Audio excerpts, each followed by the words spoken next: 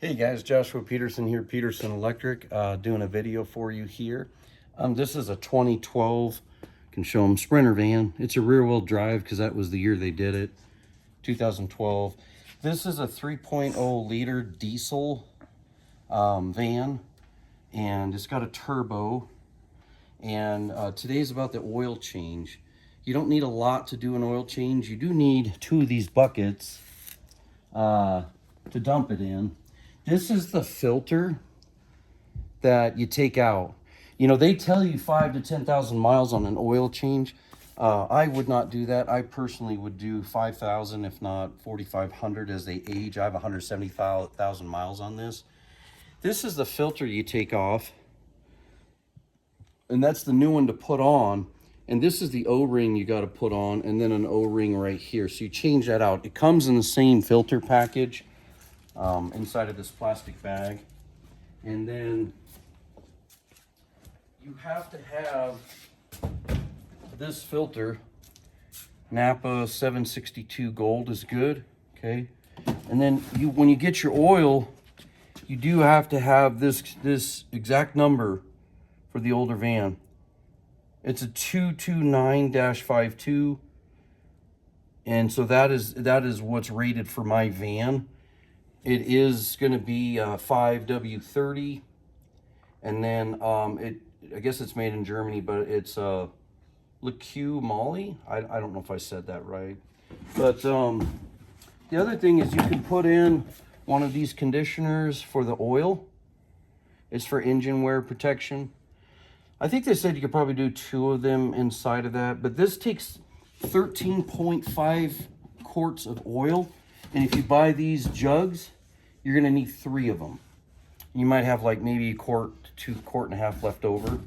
But I let it drain overnight, guys, because diesel, it's like, I don't know how they would fill it and just throw it in and then charge you and go down the road. It's like $400 on an oil change now. I bought all the material with the conditioner for $195. So some people say, well, I just don't have the time. I agree, but if you know, we're a little slow and I've got the time, I might as well just time it right and change out the oil. There is one component that you have to have, guys, to do this, that you have to order. If I can get this off. This is going to be fun. But you'll take a 3/8" ratchet. And my wife bought this. So the cap looks like this, but you have to buy this piece. And she actually got it on Amazon. It was like, I don't know, $8. Who knows what Mercedes charging. But as my vehicles age, I'm just working on them a little bit more myself because I like to know, and I've done a lot of different stuff in the past, but oil's very simple. But get this cap, put it on. One video shows to take all this out, the air housing. I don't think you should. I think you should just pop these 2 off, pop this up. That's it. And you just take a screwdriver and pop it. But anyway, so when you put it back together, I don't really know how to saturate that filter other than I poured oil in here and I kind of saturated both sides. I do like to have my oil filters a little bit more wet than dry going in.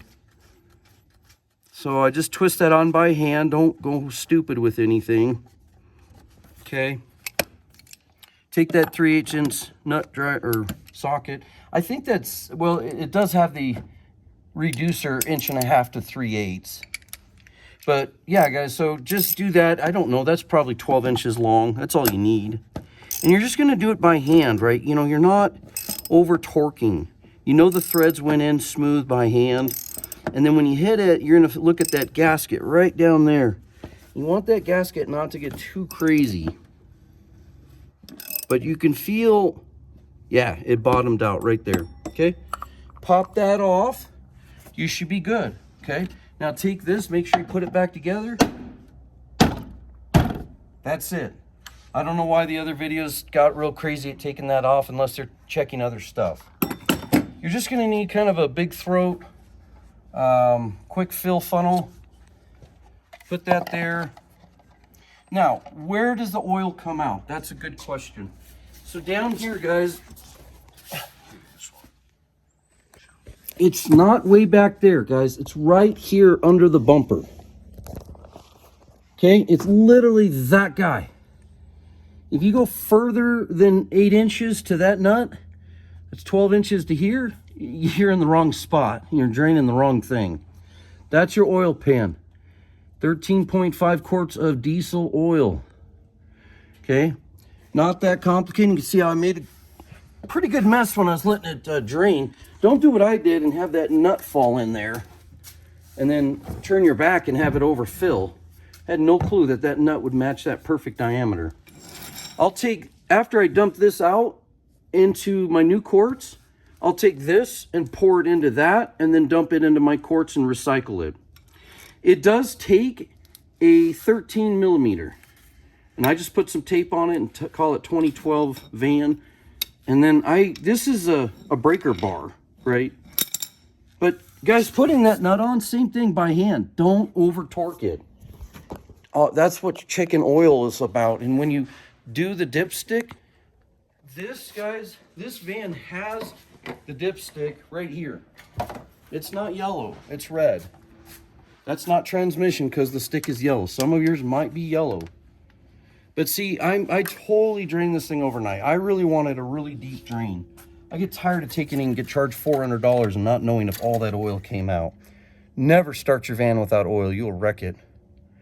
Okay, so that's clean. I know I'm completely drained, but that is the oil dipstick. Now, the new Vans, my 2019, no, they have a measuring tool with the digital inside on the dash, and that one too. So I haven't yet done my 19 oil, and the new one I probably won't. It's under warranty. So, but anyways, guys, so that's kind of how you change the oil on it.